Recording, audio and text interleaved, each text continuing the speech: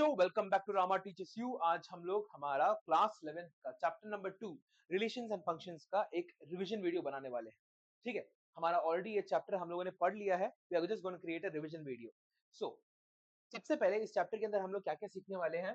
Cartesian products के बारे में सीखेंगे, रिलेशंस एंड फंक्शंस के बारे में सीखेंगे। जो रिलेशंस होते हैं, what is the meaning of a relation, दो सेट्स के बीच में किस तरह से हम लोग रिलेशन क्रिएट कर सकते हैं, उसके बारे में समझेंगे। फिर उसके बाद function, domain and range of a function. ठीक है, फंक्शन को डिफाइन करेंगे कि फंक्शन होता क्या है, और उस फंक्शन के दो कैरेक्टरिस्टिक फीचर्स, उसका जो डोमेन, रेंज, कोडोमेन, इन सब के बारे में हम लोग बात करेंगे। सम स्टैंडर्ड फंक्शंस के अंदर हमारे पास क्या क्या आएंगे, हमारे modulus function, greatest integer function, trigonometric function, ऐसे बहुत सारे जो फंक्शंस है हमारे पास, सिग्नम फंक्शन, ये सारे के सारे हम लोग इसमें देखेंगे।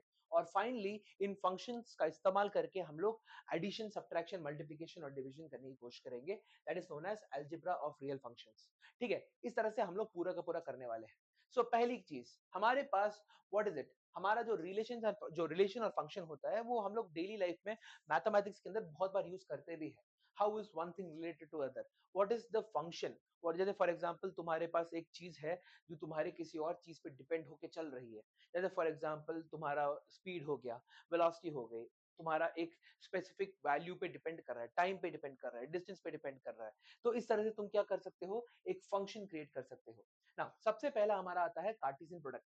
सो सबसे पहली चीज क्या है, ऑर्डर्ड पेयर। ऑर्डर्ड पेयर क्या होते हैं, हमारे पास जो भी हमारे वेरिएबल्स होते हैं उनको अगर हम लोग एक, क्या बोलते हैं इसको क्या बोलते हैं, पैरेंथेसिस। पैरेंथेसिस के अंदर हम लोग एक कॉमा के साथ जब हम लोग डालते हैं तो we call that an ordered pair. और इस ऑर्डर्ड पेयर को हम लोग क्या कर सकते हैं, एक ग्राफ में रिप्रेजेंट कर सकते हैं, जहां पे अगर हमारे पास दो का ऑर्डर्ड पेयर बनाया है हम लोगों ने, ठीक है, x, y करके डाल दिया, so we can consider one axis to be x, the other axis to be y। तो हम लोग इन दोनों को क्या कर सकते हैं, एक ग्राफ के अंदर प्लेस या फिर पोजीशन कर सकते हैं। ठीक है, इसी को हम लोग क्या बोलते हैं, हमारा ऑर्डर्ड पेयर। जैसे 3,2 is an ordered pair, 5,7 is an ordered pair, x, y is an ordered pair, a, b is an ordered pair। Ordered pair के बाद तुम्हारा आता है, दो ऑर्डर्ड पेयर्स तुम्हारे इक्वल कब होते हैं, जब first value of the ordered pair दोनों का सेम हो, second value of the ordered pair एक दूसरे का सेम हो। अगर a, b is equal to c, d दे रखा हुआ है तो a की वैल्यू c के बराबर होनी चाहिए, b की वैल्यू d के बराबर होनी चाहिए। अगर ये होता है तो ये दोनों के दोनों हमारे क्या बन जाएंगे, this will become our equal pairs, equal ordered pair. ठीक है, इक्वल ऑर्डर्ड पेयर्स निकल के आएंगे। तो ऐसे वाले क्वेश्चन तो तुम लोग कर ही सकते हो। 2a minus 5,4 is equal to 5, b plus 6। तो इसके अंदर क्या होता है, 2a माइनस 5 को 5 के बराबर कर दिया और 4 को तुमने b प्लस 6 के बराबर कर दिया। It is very simple question, MCQs में तुम्हारा पूछा जा सकता है, यूजुअली तुम्हारे लेवल में ये पूछा भी नहीं जाता। ठीक है, आगे बढ़ते हैं। Next, the cartesian product of two sets.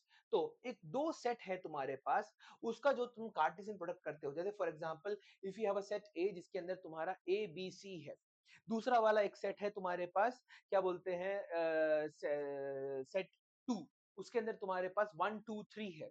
तो तुम्हारा सेट 1 क्रॉस सेट 2 तुम्हारा क्या निकल के आएगा, हाँ, तुम्हारा जो जो ऑर्डर्ड पेयर होगा ए कोमा, जैसे फॉर एग्जांपल फिर से यहाँ पे लिख के दिखा देता हूँ। ठीक है, तुम्हारे पास क्या है, यू हैव अ सेट ए है तुम्हारे पास, जिसके अंदर तुम्हारे पास 1 2 3 है, और सेट बी है तुम्हारे पास जिसके अंदर तुम्हारे पास है 4 5 6।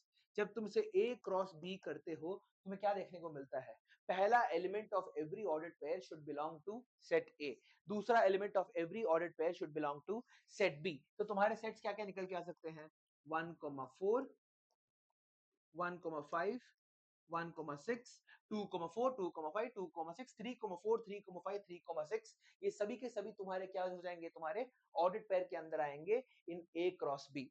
नाउ तुम्हारा पहला क्वेश्चन जो निकल के आता है वो है, क्या ए क्रॉस बी क्रॉस ए के बराबर है, नहीं, क्योंकि ए क्रॉस बी के अंदर सभी के सभी फर्स्ट एलिमेंट्स जो होंगे,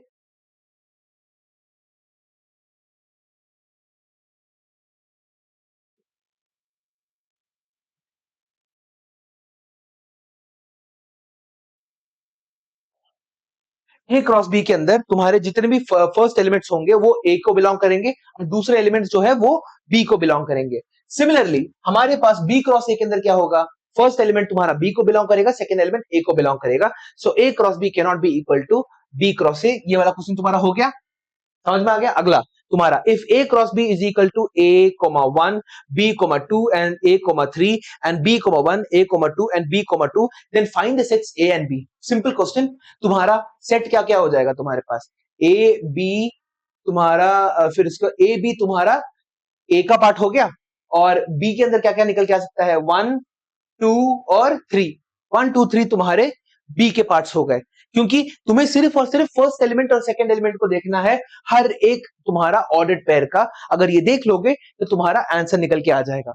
अगला, number of elements in the cartesian product of two sets. दो सेट के अंदर तुम्हारे कितने कार्टेशियन प्रोडक्ट्स हो सकते हैं। नाउ हमारे पास जो नंबर होता है वो किसके बराबर होता है, number of elements in set A multiplied by number of elements in set B. तो फॉर एग्जांपल अगर तुम्हारे पास एक सेट ए है जिसके अंदर 10 एलिमेंट है, और तुम्हारे पास एक और सेट है बी जिसके अंदर तुम्हारा 5 एलिमेंट्स है, then the number of ordered pairs that you can have, the total number of ordered pairs that you can have will be 10 into 5 50। 50 ordered pairs तुम्हारे पास हो सकते हैं। अगला, next, if A and B are non-empty sets and either A or B is infinite, so you will have infinity multiplied by any number is infinity, infinite ordered pairs हो जाएंगे तुम्हारे पास। अगला, next, if A और B is a null set, जब भी हम लोग इन दोनों नंबर्स में कोई एक नंबर हमारा जीरो हो जाए तो हमारे नंबर ऑफ ऑर्डर्ड पेयर्स कितने हो जाएंगे, वो भी जीरो के बराबर हो जाएंगे। If there are p elements in set A and q elements in set B, then the number of subsets, हमारा सबसे पहला तुम्हारा क्वेश्चन, नंबर ऑफ सबसेट्स कितने होंगे तुम्हारे पास, 2 to the power pq। यहाँ पे 2 to the power n ही है एक तरह से। सी सबसेट को, नंबर ऑफ क्या बोलते हैं ऑर्डर्ड पेयर्स को हम लोग कैसे लिखेंगे, we will write a cross b is equal to 1,4, तुम्हारे पास 1,5 1,6। उसी तरह से तुम्हारे पास बेसिकली 4,5 4,6 कर तक तुम्हारा सारा का सारा जाएगा। वही सेम एग्जांपल को ही मैं कंटिन्यू कर रहा हूं, a is equal to 1,2,3 b is equal to 4,5,6। तो a क्रॉस b के अंदर इतने सारे ऑर्डर्ड पेयर्स हो जाएंगे। Now this ordered pairs can be construed as तुम्हारे क्या बोलते हैं इंडिविजुअल एलिमेंट्स की तरह काम कर सकते हैं। और हमारे पास अगर एक सेट रहता है तो सबसेट कितने निकल के आते हैं, if an element has exactly, अगर एक सेट है जिसके अंदर तुम्हारे पास n तुम्हारे एलिमेंट्स है तो तुम्हारे पास कितने सबसेट आ सकते हैं, 2 की पावर n तुम्हारे सबसेट्स आ सकते हैं। तो यहाँ पे देखो कितने हमारे पास ऑर्डर्ड पेयर्स होंगे, p मल्टीप्लाइड बाय q, इतने ऑर्डर्ड पेयर्स हमारे निकल के आ जाएंगे।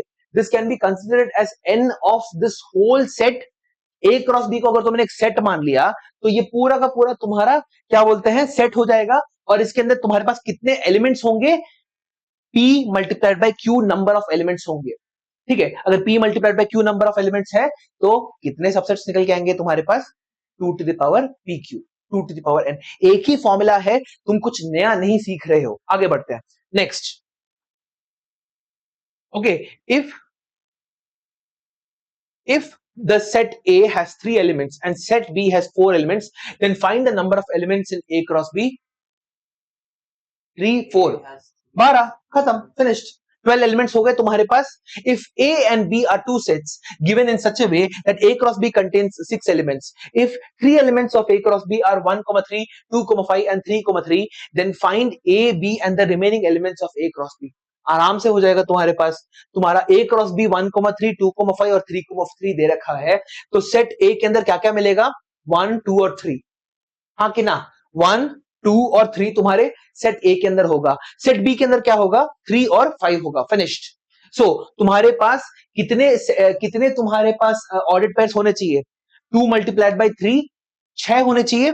तुम्हें ऑलरेडी इन्होंने 1 2 और 3 दे रखा हुआ है, तुम्हें बाकी के 3 ढूंढने हैं, कर लोगे, समझ में आ गया, इजी है। आगे बढ़ते हैं।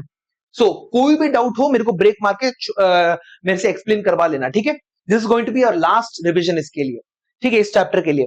Now the cartesian product of p cross p has 16 elements among which are found to be a, 1 and b, 2। Find the set p and the remaining elements of p cross p। Now p cross p के अंदर तुम्हारे पास ये दो दे रखे हुए हैं, तो क्या मैं कह सकता हूं कि जो p है, p जो मेरा सेट है उसके अंदर a 1 b और 2 दोनों है, दैट इज a b 1 2 दो चारों के चारों है। ठीक है, तो अगर ऐसा हो रहा है तो मेरा जो P क्रॉस P है उसके अंदर कितने एलिमेंट्स निकल के आएंगे? P के अंदर 4 है, P दूसरे P के अंदर भी 4 है, P और P के अंदर 16 तुम्हारे निकल के आ जाएंगे, बाकी के 16 तुम लोग निकाल सकते हो। Very good. नेक्स्ट अगला, if A is equal to 1,2 and B is equal to 3,4, ठीक है, A is equal to 1,2 दे रखा हुआ है and B is equal to 3,4 दे रखा हुआ है। How many subsets will A cross B have? A cross B के अंदर कितने सबसेट्स होंगे तुम्हारे पास? A cross B के अंदर कितने एलिमेंट्स होंगे? 4। तुम्हारे पास कितने सबसेट निकल के आएंगे? 2 to the power 4 that is 16। Easy. MCQ session reasoning ऐसे ही क्वेश्चंस आने वाले हैं तुम्हारे। अगला नेक्स्ट, ये हो गया ना। अगला ऑर्डर्ड ट्रिपलेट्स, ठीक है। अब हम लोग वो ऑर्डर्ड ट्रिपलेट्स को एक और नाम देते हैं, क्या देते हैं? ऑर्डर ट्रिपलेट का दूसरा नाम क्या होता है? थ्री टूपल्स, ठीक है।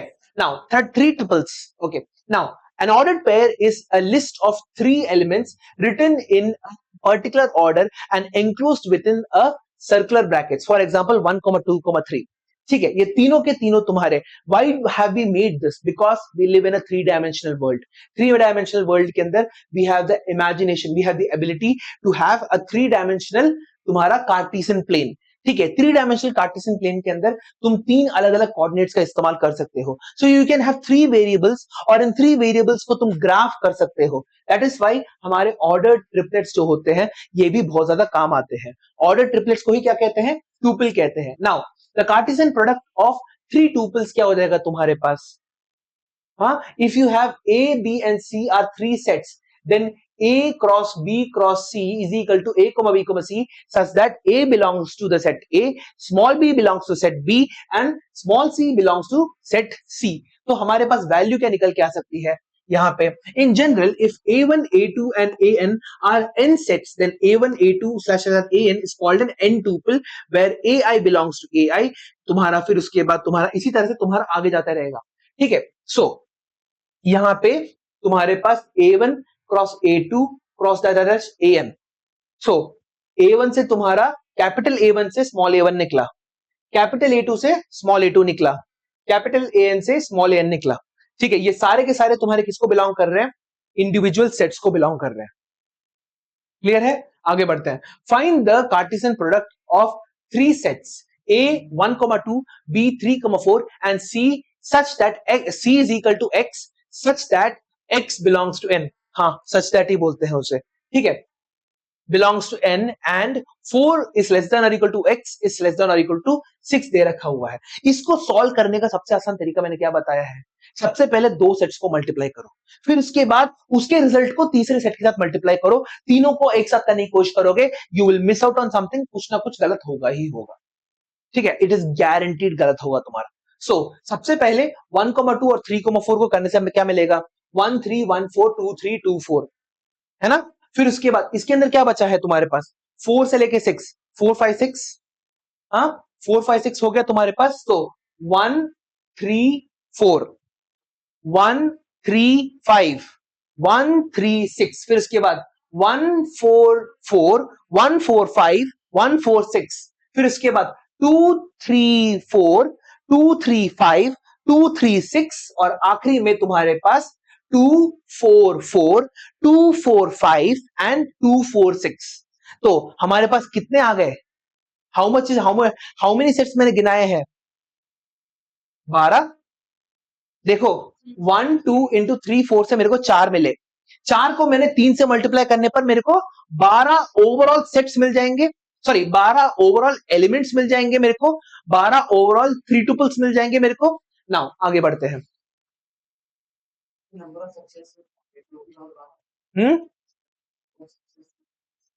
कितने एलिमेंट्स है?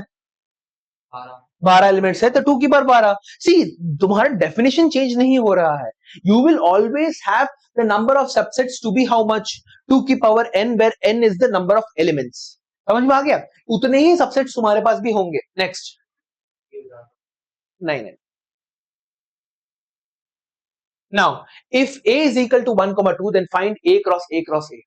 क्या हो जाएगा तुम्हारे पास?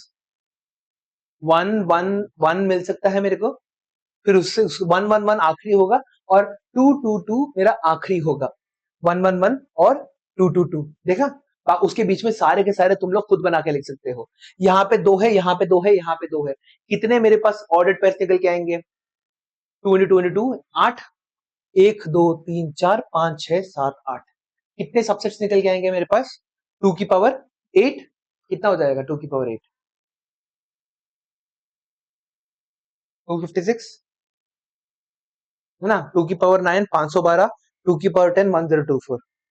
नाउ आगे बढ़ते हैं। Some theorems on Cartesian products of sets. Now ये तुम्हारा सबसे ज्यादा इंपॉर्टेंट है। हर चीज में देखा जाए तो सबसे ज्यादा तुम्हारा इसी में ही मैं इंपॉर्टेंस डालने के लिए बोलूंगा। Focus your maximum efforts on this, इसी से ही देख लेना। यहाँ पे कल तुम्हारे एग्जाम में भी 2 क्वेश्चन इससे आ जाएंगे, ठीक है। So A cross B union C क्या हो जाएगा तुम्हारे पास? A multiplied by B union C is A cross B union A cross C बोल सकते हैं। क्रॉस मतलब मल्टीप्लाई, मेरे को क्रॉस बोलना ज्यादा आसान लगता है। ए क्रॉस बी इंटरसेप्ट सी क्या हो जाएगा? ए क्रॉस बी इंटरसेप्ट ए क्रॉस सी। ये तो बेसिक है, ये नॉर्मल डिस्ट्रीब्यूशन है तुम्हारे पास। अगला क्या है? For any 3 non empty sets A B C, A cross B minus C, यहां पे भी क्या हो रहा है? बेसिक डिस्ट्रीब्यूशन हो रहा है, A cross B minus A cross C. ठीक है। अगला, if A and B are any 2 non empty sets, then A cross B अगर बी क्रॉस ए के बराबर है, then A is equal to B होना चाहिए। ठीक है। देन एंड ओनली देन तो क्या होगा? A cross B if it is equal to B cross A, then first element और सेकंड एलिमेंट दोनों को ही क्या बोलते हैं? तुम्हारे दोनों के दोनों सेट्स में मौजूद रहना पड़ेगा। ठीक है। So A cross B is equal to B cross A is equal to B. If A is contained in B, contained का मतलब क्या है? Subset of B, that means जो भी एलिमेंट ए के अंदर है वो सारे के सारे एलिमेंट्स तुम्हारे बी के अंदर मौजूद है। ठीक है। So if A is contained in B, then A cross A is contained in A cross B intercept B cross A. समझ में आ गया? इसको ये हमारा क्या बोलते हैं? A cross B intercept B cross A याद करके रख सकते हो, है ना। ए क्रॉस बी तुम्हारा पूरा का पूरा ही हो जाएगा बी क्रॉस ए। दोनों में ही देखो, if A is contained in B, then A cross A is equal to, why have I said A cross B? यहां पे ए क्रॉस बी से तुम्हें मिलेगा A cross B intercept B cross A, that is जो भी तुम्हारे elements B के अंदर है सिर्फ उन्हीं को तुम्हें यूज करना है। इसलिए हम लोग क्या कर रहे हैं? इंटरसेक्शन का इस्तेमाल कर रहे हैं। इस वाले थियरम को याद करके रख लेना, दिस इज नॉट आइडियल। ठीक है, ये अलग से जाता है तुम्हारा। If A is contained in B, तुम्हारे पास ऐसे ही 2 और थियरम्स निकल के आते हैं। A cross B is contained in, if A cross C is contained in B cross C for any non empty set C, है ना। a is equal to 1,2, b is equal to 1,2,3, then c is equal to 4,5। ठीक है। सो a cross c क्या हो जाएगा तुम्हारे पास? 1,5 1,4 1,5 2,4 2,5। b cross c के अंदर नहीं है ये, है ना। पहले के 2 एलिमेंट्स तो सेम है, देयरफॉर हम लोग क्या बोल सकते हैं? अगर a तुम्हारा b के अंदर कंटेन्ड है, then a cross b itself is contained in a cross c, sorry b cross c। ठीक है, it's itself contained in b cross c। If a is contained in b and c is contained in d, then तुम्हारा a cross c is contained in b cross d। ये भी बहुत it's simple and logical, that's it. So अगला क्या है? For any non empty set A B C D, A cross B intercept C cross D is equal to क्या हो जाएगा हमारे पास? A cross C, A intercept C cross, A intercept C cross B intercept D. ये मैंने तुम लोगों को बोला है, इसको भी याद करके रखने के लिए बोला है। ठीक है। Now if a for any non-empty set a and b, a cross b intercept b cross a is equal to, again तुम्हारे पास a intercept b cross तुम्हारा b intercept a, या फिर a intercept b cross a intercept b। समझ में आ गया? सो तुम्हारे पास क्या हो जाएगा? For any 3 sets a b and c, we have a cross b dash क्या होता है? What is dash? कॉम्प्लीमेंट, उसके सीधा उल्टा। ठीक है। सो बेसिकली अगर तुम्हारे पास एक यूनिवर्सल सेट दे रखा हुआ है और ए डैश का मतलब क्या हो जाएगा? जो भी एलिमेंट्स तुम्हारे ए के अंदर मौजूद थे उनको हटा के जो बचा है उसी को हम लोग इस्तेमाल करने वाले हैं। So A cross B dash union C dash the whole dash क्या हो जाएगा? सबसे पहले मेरे को ये बताओ, B dash union C dash the whole dash होता क्या है? De Morgan's equation.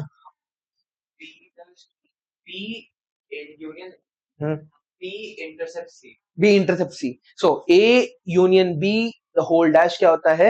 A dash intercept B dash. A intercept B the whole dash क्या हो जाएगा? A dash union B dash. ठीक है, तो ये डी मॉर्गन्स लॉ याद रहेगा तुम लोगों को। आगे बढ़ते हैं। Now let A and B be two non-empty sets having n elements in common, then A cross B and B cross A have n square elements in common। ठीक है, A cross B and B cross A के पास n square elements common रहेंगे, multiply हो जाएगा तुम्हारा, है ना। See basically if you have 1 2 3 और 2 3 4 में तुम्हारे पास क्या हो रहा है, दो एलिमेंट कॉमन हो रहा है, तो 1 2 3 इंटू 2 3 4 तुम्हारा क्या हो जाएगा, it will A is 1 2 3, B is तुम्हारा 2 3 4, दो एलिमेंट्स तुम्हारे कॉमन है, तो A cross B will have how many sets, how many ordered pairs, 9, 3 into 3 is 9 ordered pairs रहेंगे। B cross A will also have 9 ordered pairs। कितने elements हमारे common थे दोनों के अंदर, दो एलिमेंट हमारे कॉमन थे, सो यू विल हैव तुम्हारे पास n की पावर 2 की पावर 2, 4 तुम्हारे अलग अलग एलिमेंट्स कॉमन रहेंगे इन A cross B and B cross A। समझ में आ गया, क्लियर है बात। आगे बढ़ते हैं। Let A be a non-empty set such that A cross B is equal to A cross C। इसका मतलब क्या है, अगर A cross B A cross C के बराबर है, then therefore B has to be equal to तुम्हारा C। ठीक है, B is equal to C होना ही पड़ेगा, इन दोनों को इक्वल होना पड़ेगा, तभी तुम्हें ये मिलेगा। सो इस पूरे के पूरे के अंदर तुमको क्या क्या याद रखना है, सबसे पहला ये वाला, इसको याद करके रख लेना। ठीक है, this is very important, these two. ठीक है, इन दोनों को याद करके रख लेना, क्योंकि ये अलग है, दे आर बेसिकली तुम लोगों के लिए एक नया होता है, इसलिए इन दोनों को अलग से याद करके रखने बोल रहा हूं। ठीक है, देख लिया तुम लोगों ने, मार्क करके रख लो बुक के अंदर। अगला example, if A is equal to 1,4, B is equal to 2,3,6 and C is equal to 2,3,7, then verify that A cross B union C is equal to A cross B union A cross C। एक question कर लेते हैं, बाकी का तुम लोगों को मैं ये बार बार रिपीट नहीं करूंगा। ठीक है, प्रूफ वाले क्वेश्चंस बहुत अजीब होते हैं। हाँ देखो, यहाँ पे देखो तुम्हारे पास क्या दे रखा हुआ है, A is equal to 1,4, B is equal to 2,3,6 और तुम्हारे पास क्या है, यहाँ पे C इज इक्वल टू 2,3,7। ठीक है, ये तुम्हारे पास तीन वैल्यूज दे रखे हैं। सो A cross B union C क्या हो जाएगा, सबसे पहले इसको कर ले।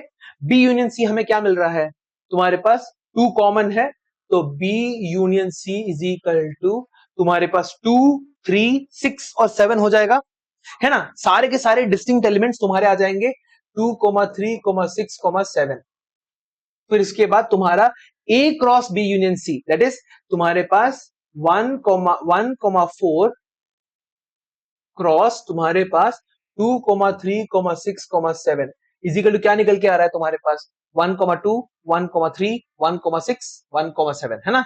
1,2 1,3 1,6 1,7, फिर उसके बाद क्या हो जाएगा 4,2 4,3 4,6 4,7। ठीक है, ये तुम्हारे A cross B union C निकल के आ गया। अब तुम्हें क्या पूछा है, A cross B union C is equal to A cross B। A cross B क्या मिल रहा है तुम्हें, 1,4, है ना। यहाँ पे A cross B is equal to 1, तुम्हारे पास क्या है 1,2 1,3 1,6 1,2 1,3 1,6, फिर उसके बाद 4,2 4,3 4,6 4,2 4,3 4,6। ठीक है, तो तुम्हारे पास A क्रॉस B तो तुम्हारा है ही, A cross B union A cross C। A cross C क्या मिलेगा तुम्हारे पास, 1,2 मिल गया, 1,3 मिल गया, 1,7 मिल गया, फिर उसके बाद तुम्हारा 4,2 मिल गया, 4,3 मिल गया, 4,7 ये भी मिल गया। सो इन दोनों को यूनियन करोगे, you will get the same value. ठीक है, इस तरह से तुम लिख लिख के डिटेल्ड एनालिसिस के साथ लिख के तुम प्रूव करके दिखाओगे तुम्हारा ये ऐसा हो रहा है करके। सो अभी तक हमारा जो ऑर्डर्ड पेयर्स है, जिस तरह से हमारे पास ऑर्डर्ड पेयर्स निकल के आते हैं, ये समझ में आ गया, किसी को कोई डाउट है, आगे बढ़ते हैं। ठीक है, सो ये तुम लोग कर लेना। ठीक है, इट इज वेरी इजी, ये वाला जो प्रूफ बेस्ड क्वेश्चन है तुम लोग आसानी से कर लोगे। नेक्स्ट तुम्हारे पास आता है सबसे पहला हमारा डिफिकल्ट नहीं बोलूंगा, थोड़ा सा थोड़ा सा क्या बोलते हैं ट्विस्टेड टॉपिक है तुम्हारा रिलेशंस। मुश्किल नहीं है, it's is not that hard, आसान ही है। आगे बढ़ते हैं। नाउ हमारा रिलेशन का मतलब क्या होता है? How is one thing related to other? ठीक है, जैसे मेरे और तुम्हारे बीच में रिलेशन क्या है? आई एम योर टीचर, है ना, तुम लोग मेरे स्टूडेंट्स हो, मैं तुम्हारा टीचर हूं। ठीक है, इसी तरह से तुम्हारा जो रिलेशन निकल के आता है between different kinds of numbers, इसी को ही हम लोग क्या बोलते हैं? Relation. So A is related to B by the relation R. ठीक है, if A comma B belongs to R, then we can write it as ARB and we say that A is related to B. Now सबसे पहली चीज तुम लोगों ने क्या सीखी? सेट्स सीखा। ठीक है, सेट्स के बाद तुम लोगों ने क्या सीखा? कार्टेशियन प्रोडक्ट कर लिखना सीखा। नाउ जब तुम लोग दो सेट्स के बीच में कार्टेशियन प्रोडक्ट करते हो, तुम्हारे को बहुत सारे ऑर्डर्ड पेयर्स मिलते हैं, मगर हर एक ऑर्डर्ड पेयर एक रिलेशन होना जरूरी नहीं होता है। ठीक है, not every single first element has to share some relation with the second element. ठीक है, नाउ हम लोग क्या कर रहे हैं? धीरे धीरे करके छांट के हमारा वैल्यू को छोटा करते जा रहे हैं। ठीक है, नाउ यहां पे देखते हैं। राइट, यहां पे देखो, तुम्हारे पास डॉलर कहां कहां पे है? कनाडा तुम्हारा अमेरिका में है, फ्रैंक तुम्हारा फ्रांस में है और बेल्जियम है, पाउंड तुम्हारा इंग्लैंड में है और रुपी तुम्हारा इंडिया में है। तो अगर हमें एक रिलेशन क्रिएट करना है, we write the relation as r is equal to x comma y such that तुम्हारा x belongs to a, y belongs to b and तुम्हारा क्या बोलते हैं? x is the currency of y। यहां पे तुम्हारा ये पूरा का पूरा निकल के आ जाएगा। ठीक है, सो तुम्हारे पास रिलेशन के अंदर भी क्या हो रहा है? You have a set only, relation is also a set only. इसका मतलब क्या है? तुम्हारे पास कर्ली ब्रैकेट्स होंगे, you will have curly brackets in the ends, और अंदर तुम्हारे पास ऑर्डर्ड पेयर होगा, मगर सभी के सभी ऑर्डर्ड पेयर नहीं होंगे। फॉर एग्जांपल, डॉलर तुम्हारा फ्रांस, डॉलर और France is also an ordered pair. A cross भी अगर करा जाए तो डॉलर और फ्रांस भी मिल सकता है, मगर dollar and France does not make any sense because France का करेंसी डॉलर नहीं होता है, so that does not become a relation. ठीक है, सो हम लोग क्या बोल सकते हैं? Every relation can be considered as a Cartesian product, मगर हर एक कार्टेशियन प्रोडक्ट तुम्हारा रिलेशन होना जरूरी नहीं होता है।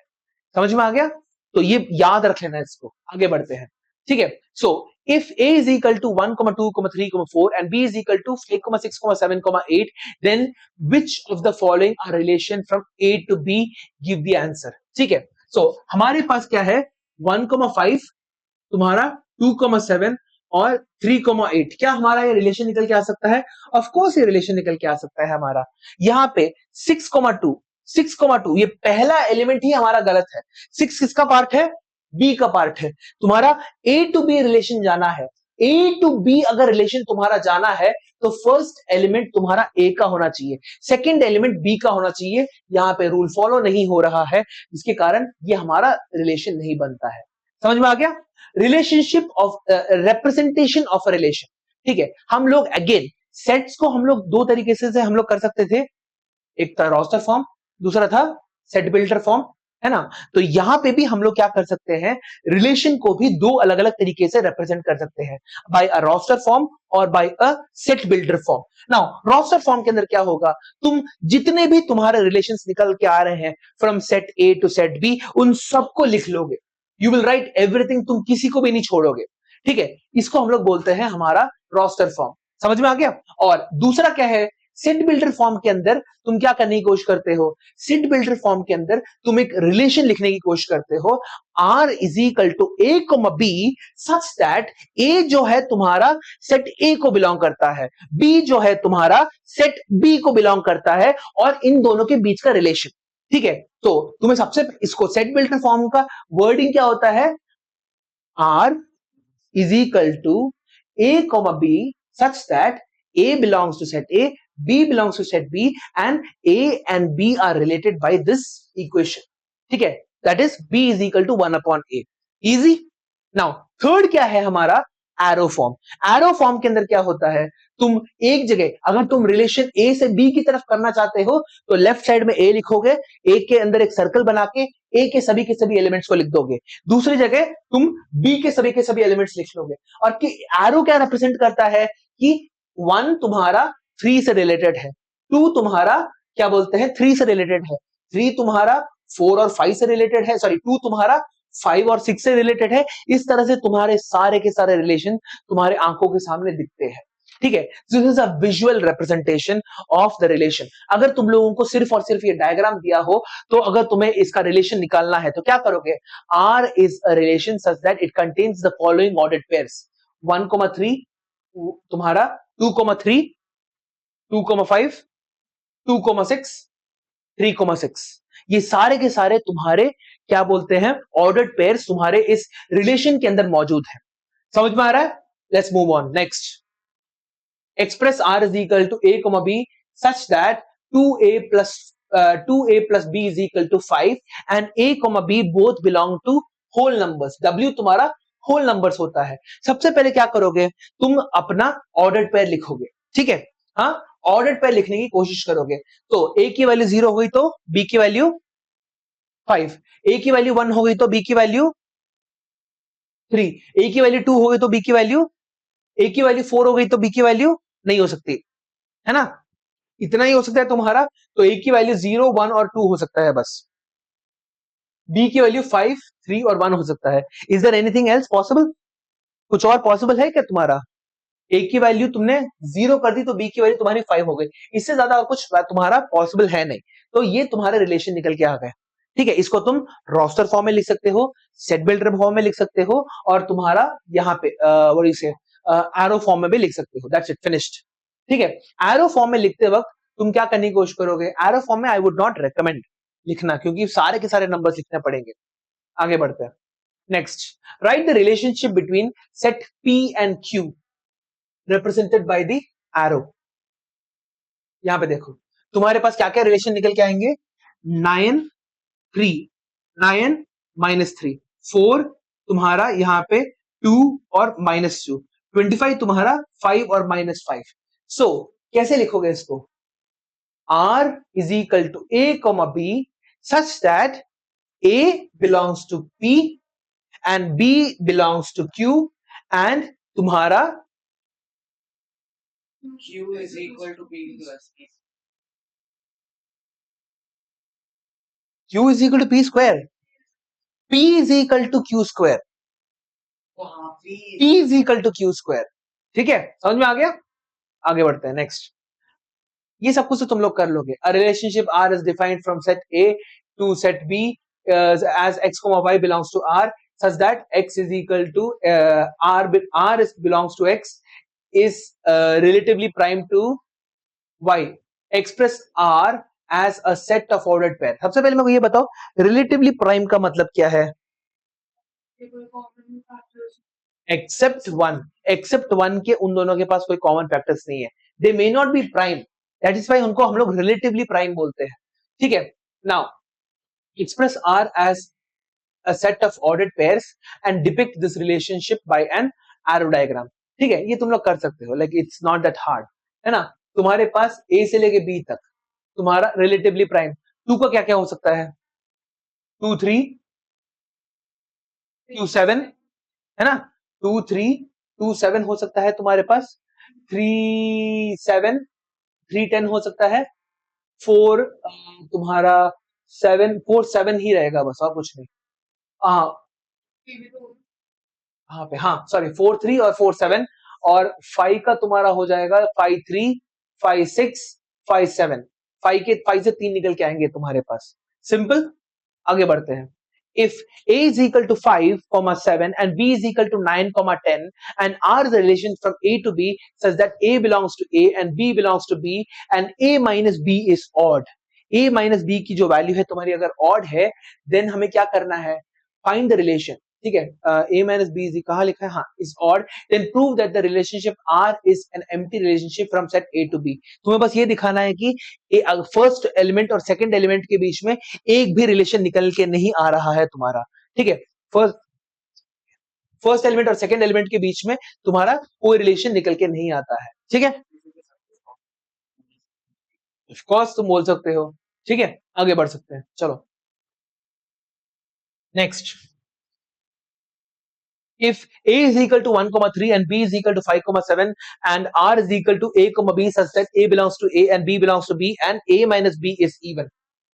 हाँ, then prove that the relationship R is a universal relation from A to B. क्यों? दोनों के दोनों ऑड है, every single value is odd. तो इसका मतलब क्या है, कोई भी दो वैल्यू उठा लो, तुम्हारा हमेशा क्या निकल के आने वाला है, इवन ही आएगा। 1 minus 5 is even, 1 minus 7 is even, 3 minus 5 is even, 3 minus 7 is even. ठीक है, तो रिलेशनशिप में के अंदर सभी के सभी वैल्यूज निकल के आ रहे हैं, एवरी सिंगल ऑर्डर्ड पेयर तुम्हारा फ्रॉम ए टू बी निकल के आ रहा है, इसलिए हम इसे क्या बोलते हैं, हमारा यूनिवर्सल सेट। ठीक है, जब भी तुम माइनस करने की कोशिश करोगे, नेगेटिव नंबर्स के अंदर भी इवन आ सकता है ना। इवन का डेफिनेशन क्या होता है, डिवाइडेड बाय 2 होना चाहिए, बस दैट्स इट, और कुछ नहीं। ओके, समझ में आ गया, ये तुम्हारा यूनिवर्सल सेट हो गया। नाउ यूनिवर्सल सेट हमारा एक मीनिंग क्या होता है, सभी के सभी जो वैल्यूज है तुम्हारे उसके अंदर मौजूद होने चाहिए, दैट्स इट। हाँ, ए सुपर सेट ऑफ ऑल तुम्हारा सबसेट होता है, तुम्हारा क्या होता है, तुम्हारा यूनिवर्सल सेट होता है। नाउ इस ए क्रॉस बी के अंदर यूनिवर्सल सेट के अंदर कितने एलिमेंट्स होंगे, number of elements in A multiplied by number of elements in B. तो मेरे को एक बात बताओ, यहाँ पे ए के अंदर कितने एलिमेंट्स है, दो, बी के अंदर कितने एलिमेंट्स है, दो। तो तुम्हारा ए क्रॉस बी के अंदर यूनिवर्सल सेट के अंदर कितने एलिमेंट्स होने चाहिए, चार। तो यहाँ पे चार दिख रहे हैं तुम्हारे पास, एक दो तीन चार, चारों के चारों तुम्हारे मौजूद है, therefore it's a universal set. समझ में आ गया, आगे बढ़ते हैं। नेक्स्ट, नंबर ऑफ रिलेशंस, कितने रिलेशंस तुम्हारे निकल के आ सकते हैं, अगेन वेरी इजी तुम्हारे पास। So let A and B be any two non-empty finite sets containing m and n elements respectively, then the number of ordered pairs in a cross b is कितना हो जाएगा, mn के बराबर हो जाएगा तुम्हारे पास, ये हमें पता है। the total number of subsets will be कितना, 2 की पावर mn हो जाएगी तुम्हारे पास। 2 की power mn is the total number of subsets that you can have, और 2 की पावर mn माइनस 1 क्या रिप्रेजेंट करेगा, total number of proper subsets. So proper subsets क्या होते हैं,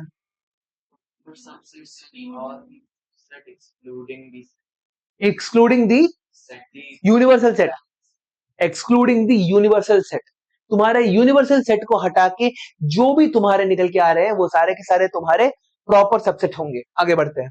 now then hence the total number of relations from set A to set B is equal to 2 की power mn ही होगा। now 2 की power mn तुम्हारे क्या क्या रिप्रेजेंट कर रहा है, देखो 2 की पावर mn तुम्हारे नंबर ऑफ सबसेट्स रिप्रेजेंट कर रहा है, number of ordered pairs represent कर रहा है, नंबर ऑफ रिलेशंस भी तुम्हारा रिप्रेजेंट कर रहा है। तो ये एक वैल्यू जो 2 की पावर mn है, कॉपी निकालो आ रहा हो, ये याद लिख लो, इसको क्या बोलते हैं, फिर इसके बाद कल के एग्जाम में ये नहीं, तुम यूजलेस मिस्टेक्स करके आओगे तुम।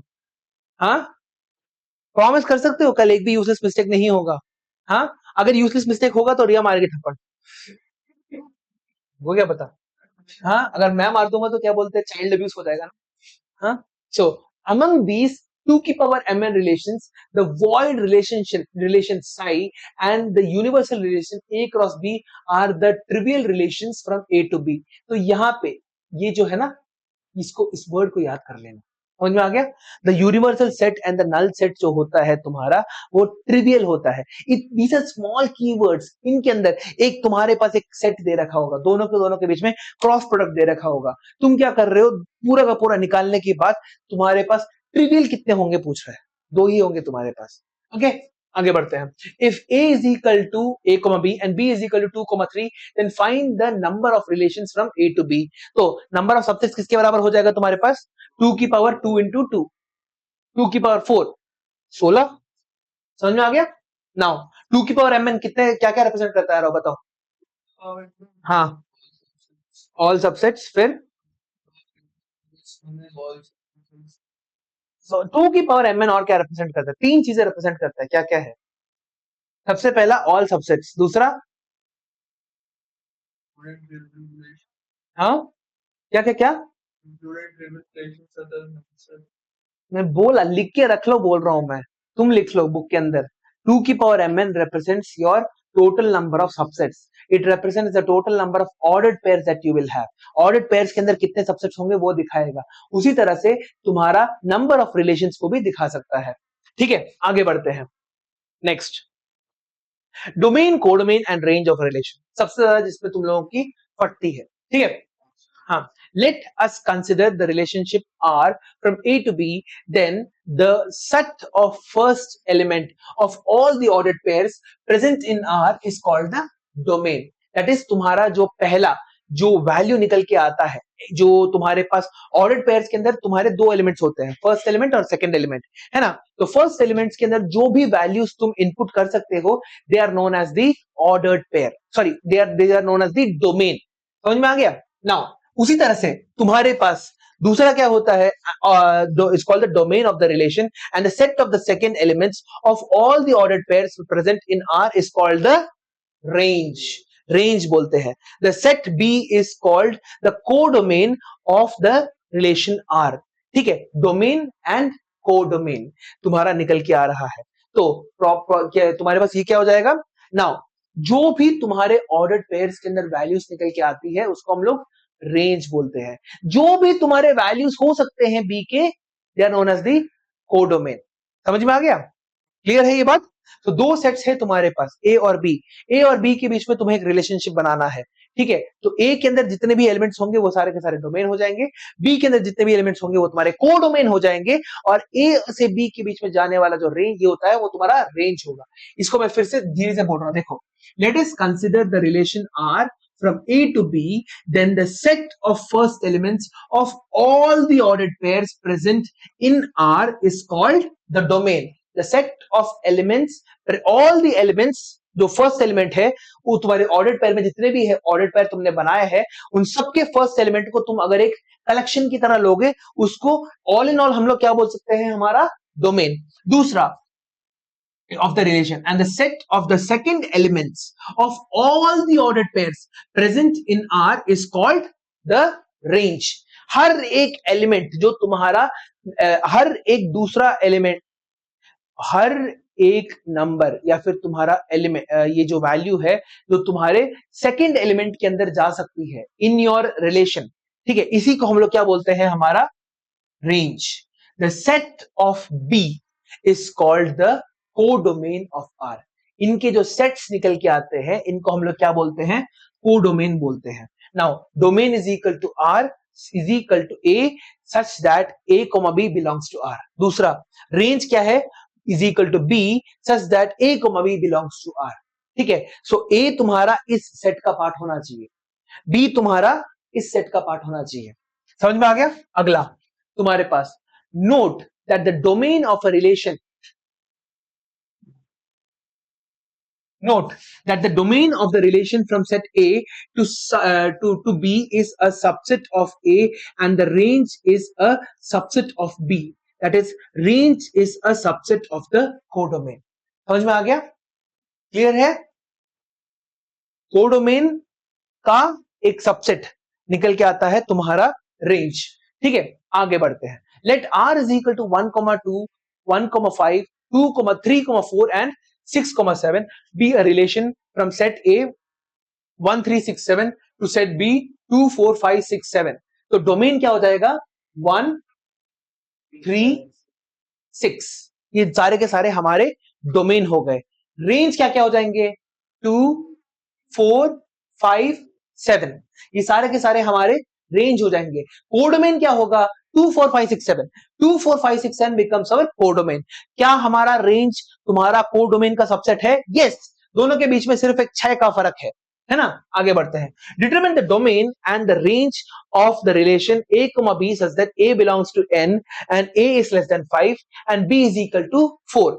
So डोमेन क्या हो जाएगा हमारा, A is less than 5 है तो A belongs to natural numbers है. 1, 2, 3, 4 becomes our domain और रेंज हमारा सबके लिए 4 होगा. समझ में आ गया? सो डोमेन और रेंज कैसे निकालते हैं, समझ में आ गया?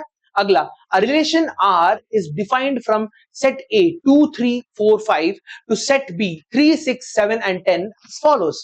X, Y belongs to R such that X divides Y. X जो है तुम्हारे Y को डिवाइड कर रहा है. इसको तुम लोग कर लोगे. इसका तुम क्या बोलते हैं, अलग अलग वैल्यूज निकाल के तुम्हारे पास सबसे पहले सेट ए सेट बी कर दिया. सेट बी के जो वैल्यूज होंगे वो तुम्हारे कोडोमेन होंगे. सेट ए में तुम्हारे पास क्या लिखा है, x डिवाइड्स y. तो तुम्हारे पास 2, 6, 2, 10, 3, 6, 4 कॉमा नहीं 4 कॉमा कुछ नहीं रहेगा, 5 कॉमा 10, ये सारे के सारे तुम्हारे वैल्यूज निकल के आ गए। सो डोमेन क्या हो जाएगा 2 3 5, रेंज क्या हो जाएगा 6 3 10, समझ में आ गया। कोडोमेन क्या हो जाएगा 3 6 7 and 10, 3 6 7 and 10 becomes our codomain. Again range is the subset of codomain. फिर से समझ में आ गया, क्लियर है बात, आगे बढ़ते हैं। Determine the domain and the range of the relation x, y such that x belongs to natural numbers, y belongs to natural numbers and x plus y is equal to 10। तो क्या क्या हो सकता है 1,9, 2,8, 3,7, 4,6, 5,5, 6,4, 7,3, 8,2, 9,1, बस ठीक है। तो कितने मेरे एलिमेंट्स निकल के आए, कितने ऑर्डर्ड पेयर्स हैं मेरे पास, 9 ऑर्डर्ड पेयर्स है। सो 1 से लेके 9 तक तुम्हारा डोमेन हो जाएगा, 1 से लेके 9 तक तुम्हारा रेंज भी हो जाएगा, ठीक है। हाँ बोलो, हाँ ओके नेक्स्ट टॉपिक। ये सारे के सारे क्वेश्चन तुम लोग कर लेना, ठीक है। It is not going to be hard. Arihant का ऑल इन वन खरीद लेना और वहां से तुम लोग कर लेना, ये हो जाएगा, ये भी हो जाएगा तुम्हारे पास। these are not that hard questions, ठीक है। अगला inverse relations। if r r is a relation contained in a cross b, be a relation from set a to set b, then inverse relation of r is denoted by r inverse, is a relation from b to a, ठीक है। r तुम्हारा a से लेके b तक का relation दे रहा है, सो r inverse तुम्हारा b से a तक का रिलेशन देता है, ठीक है। सो 10 तुम्हारा व्हाट हैपेंस, यहां पे जो डोमेन r का था वो तुम्हारा रेंज बन जाता है r इनवर्स का। जो डोमेन तुम्हारा सॉरी जो रेंज तुम्हारा r का था वो तुम्हारे डोमेन का r इनवर्स निकल के आता है, ठीक है। आगे बढ़ते हैं, समझ में आ गया, इसको ये क्लियर है। Domain of r inverse is equal to range of r, range of r inverse is equal to domain of r। Find the inverse relation r inverse in each of the following cases. क्या हो जाएगा तुम्हारे पास यहाँ पे 2,1, 3,1, 3,2, 2,3 and 6,5 are inverse हो जाएगा। सिर्फ और सिर्फ तुम्हारे वैल्यूज चेंज हो रहे हैं। 1,2 तुम्हारा 2,1 बन जाएगा, 1,3 तुम्हारा 3,1 बन जाएगा। दूसरे में क्या करना है, r is equal to x, y such that x, y belongs to n and x plus 2y is equal to 8। सबसे पहले r के सारे तुम्हारे सेट्स लिखो, ठीक है। सबसे पहले r का लिख लोगे, फिर तुम लोग r इनवर्स का कर लोगे, ठीक है। r का क्या मिला 2,3, 4,2 एंड 6,1, ये तुम रिलेशन निकाल सकते हो ना, इसमें कोई प्रॉब्लम नहीं है। तो r इनवर्स की वैल्यू क्या निकल के आ जाएगी, इसका पूरा का पूरा जो वैल्यू है फ्लिप कर दो, तुम्हारा आंसर निकल के आएगा, ठीक है।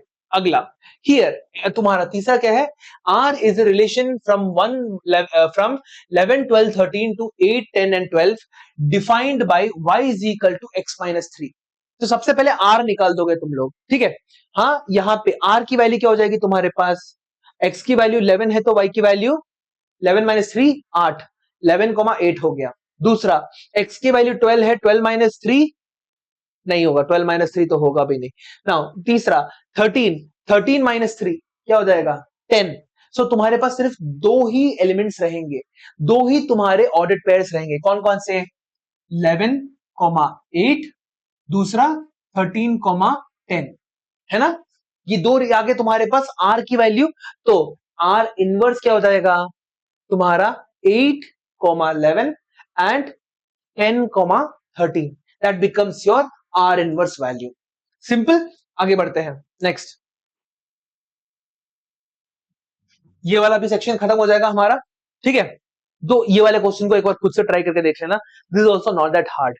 तो अभी तक के तुम्हारे टॉपिक प्रैक्टिस 2 तक तुम्हारा कोई डाउट है, हाँ relations very easy, not that hard at all. So सबसे पहले हमने सेट्स सीखा, फिर उसके बाद हम लोगों ने हमारा ये कार्टेशियन प्रोडक्ट का इस्तेमाल करके ऑर्डर्ड पेयर्स बनाना सीखा। ऑर्डर्ड पेयर्स के अंदर हमें सारे के सारे हमारे जितने भी ऑर्डर्ड पेयर्स हैं वो सभी के सभी रिलेशन नहीं है करके हम लोगों ने समझा, ठीक है। और there are only certain values जो हमारे ऑर्डर्ड पेयर्स से रिलेशंस में हम लोग कंसिडर करते हैं, तो वो रिलेशन बन गया। अब हमारा तीसरा क्या हो जाएगा, आई थिंक इसके बाद ही हमारा फंक्शन शुरू होता है। एग्जैक्टली नाउ तुम्हारा फंक्शंस क्या होता है और थोड़ा बहुत रिफाइनिंग हो जाती है। ठीक है, इस तरह से अगर तुम सभी को कनेक्ट बिठा के अगर तुम सीखोगे then it becomes really really easy for you. ठीक है, एक कनेक्ट बिठा के सीखना है तुम्हें। आगे बढ़ते हैं, चलो। So, a special type of a relation is called a function. The word function is derived from a Latin word meaning operation.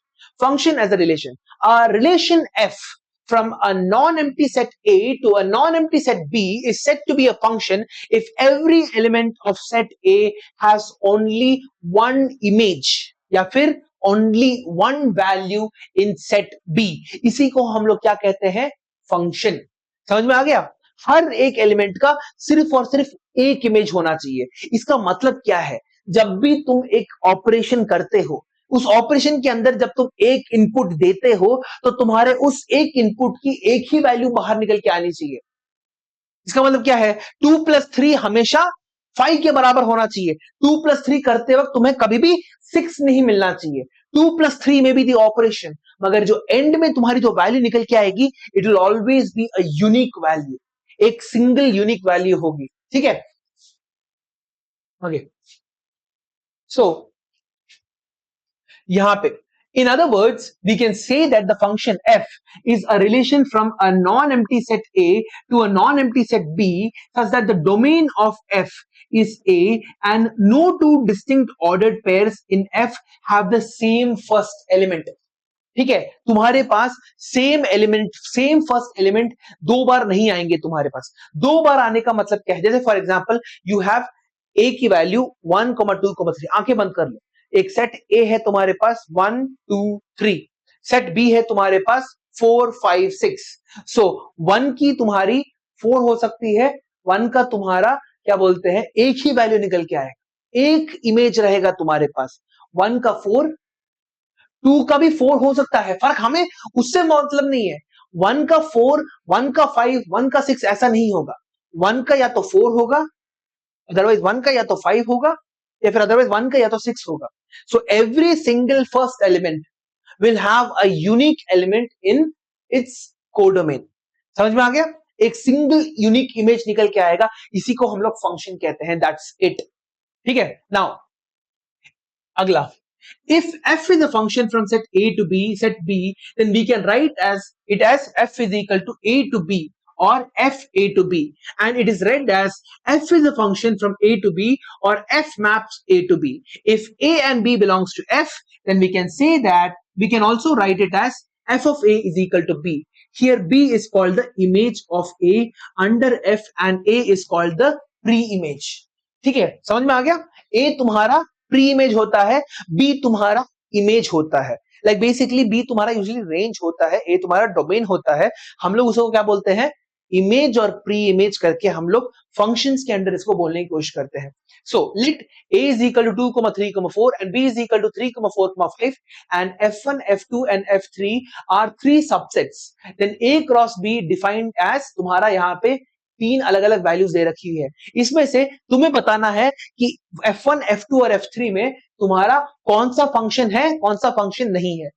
2, 3, 3, 4, 4, 5 क्या ये फंक्शन हो सकता है?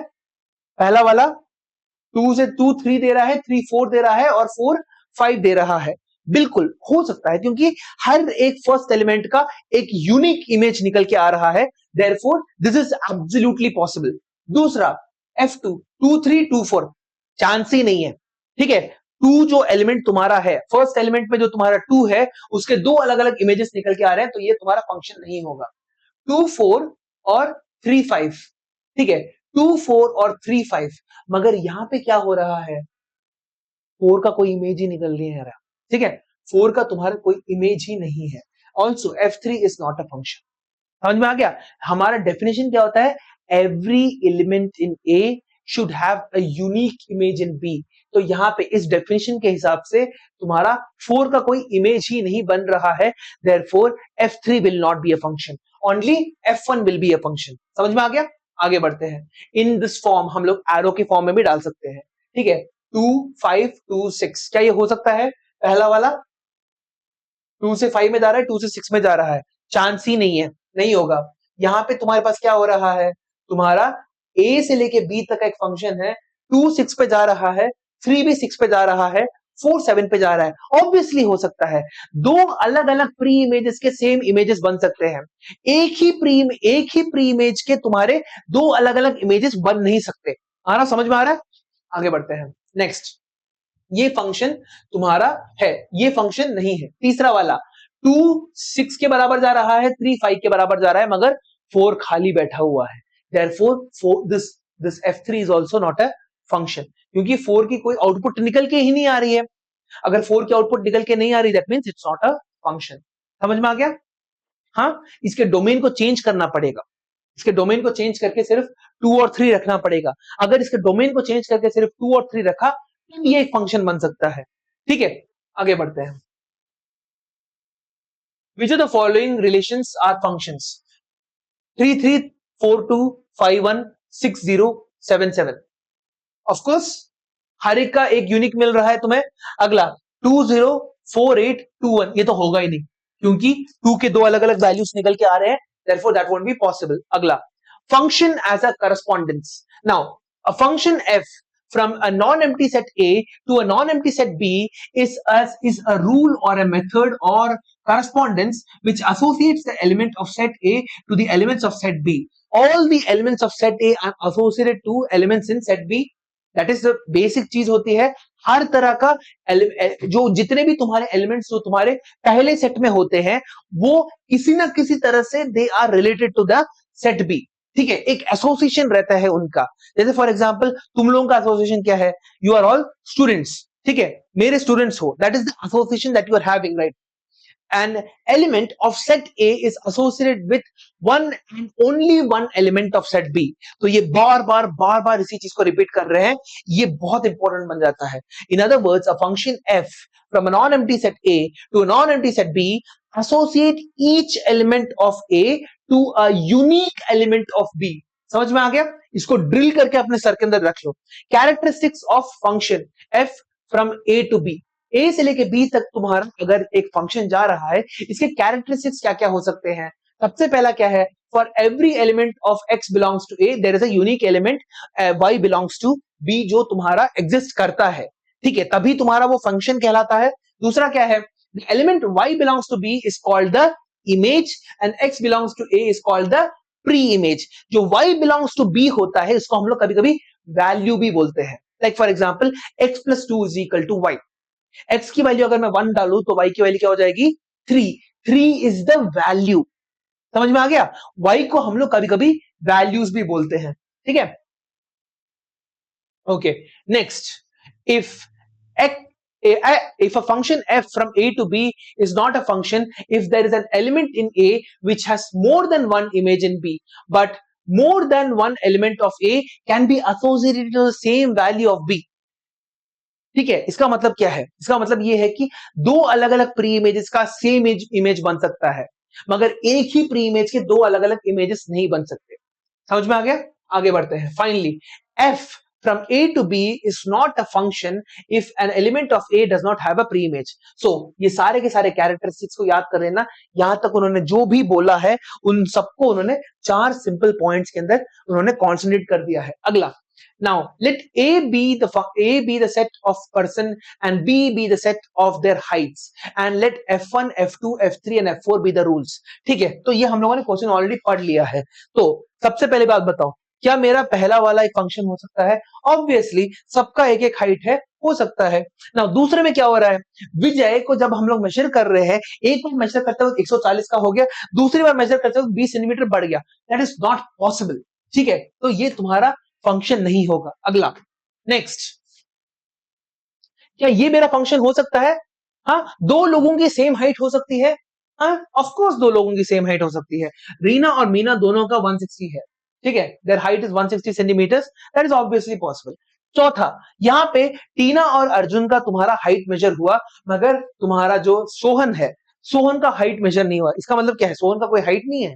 No, that is this is also not a function. ये भी तुम्हारा function नहीं कहलाएगा। समझ में आ गया? क्लियर है बात? Now, domain, codomain and range of a function. जिस तरह से तुमने domain, codomain and range of a relation निकाला है, उसी तरह से हम लोग क्या करने वाले हैं? फंक्शन के लिए भी डोमेन, कोडोमेन और रेंज निकालेंगे। ठीक है, नाउ हमारे पास क्या होता है? देखो, If f is a function from a to b, that is each element of a corresponds to one and only one element of b, whereas every element in b need not be the image of some x in a, then set a is called the domain. और उसके बाद जो set b जो है उसको हम लोग क्या बोलते हैं, कोडोमेन. और तुम्हारा जो वैल्यूज निकल के आता है, the various values that you have for the corresponding values of x, the various images that you have, that becomes the range. ठीक है, पूरा का पूरा सेट बी तुम्हारा क्या है, कोडोमेन है. और उसके अंदर जो स्पेसिफिक वैल्यूज या फिर स्पेसिफिक इमेजेस जिसको हम लोगों ने सेलेक्ट करके रखा है, दैट बिकम्स द रेंज. दिमाग के अंदर अच्छे से घुस गया ये. हाँ, आगे बढ़ते हैं नेक्स्ट. क्योंकि डोमेन, कोडोमेन और रेंज के बीच में तुम्हारा क्या बोलते हैं, गलतियां नहीं निकल के आ सकती. It is not acceptable at all. ठीक है, तुम पहले के 2 चैप्टर्स में गलती नहीं कर सकते, ट्रिग्नोमेट्री में गलती कर सकते हो. It is quite natural. ठीक है, हाँ, ये कोई बड़ी बात नहीं है. क्या बोलते हैं, तुमने केयरलेस मिस्टेक किया, वरना तुम्हें आ जाता. ठीक है, फर्क नहीं पड़ता. आगे बढ़ते हैं नेक्स्ट, अगला. So, which of the following relations are functions? सबसे पहले क्या मेरा, रिया 3 अलग अलग है, तीनों के अलग अलग क्वेश्चंस पूछते हैं. रिया, पहला वाला क्या मेरा फंक्शन है? ढंग से इस क्वेश्चन को देखो, थोड़ा और जूम करना है तो जूम कर देता हूं. हाँ, this is a function, right? क्योंकि एवरी एलिमेंट ऑफ ए का एक यूनिक वैल्यू निकल के आ रहा है. आरव, क्या सेकेंड वैल्यू एक फंक्शन है?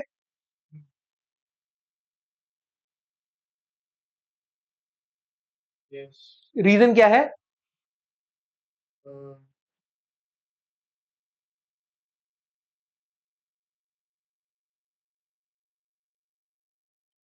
रीजन क्या है रे?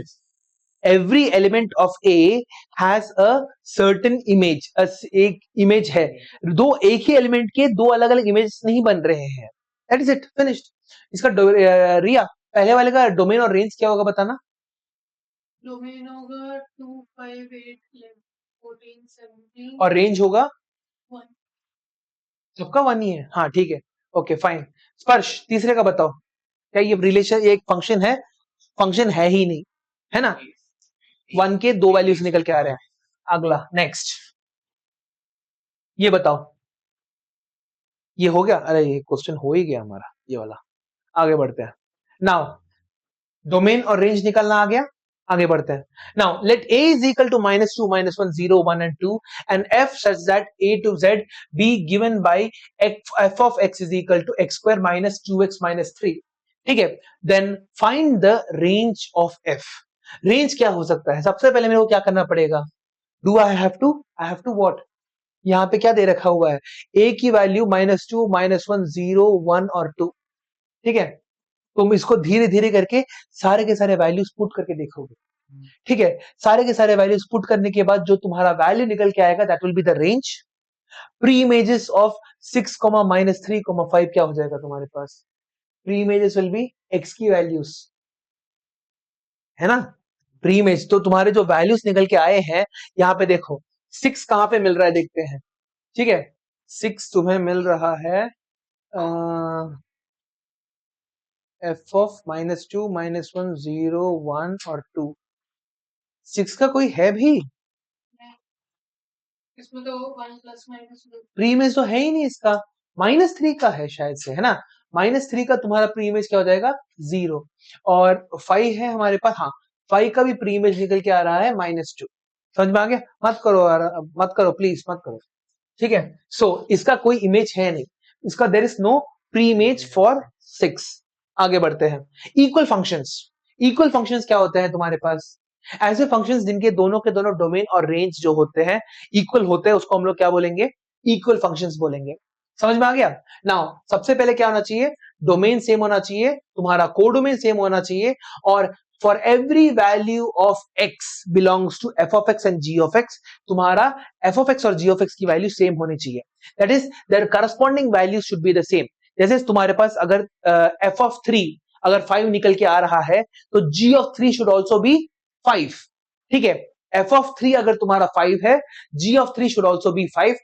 इसी को हम लोग क्या बोलेंगे? We will call it equal functions. Domain, codomain और वैल्यूज, या फिर डोमेन, कोडोमेन और करस्पॉन्डिंग रेंज जो है तुम्हारा इक्वल होना चाहिए, तभी हमारे दो फंक्शंस इक्वल निकल के आते हैं। अगला यहां पे देखो, let a is equal to minus 2 comma 1 by 2 and b is equal to 7 comma minus 1 by 2.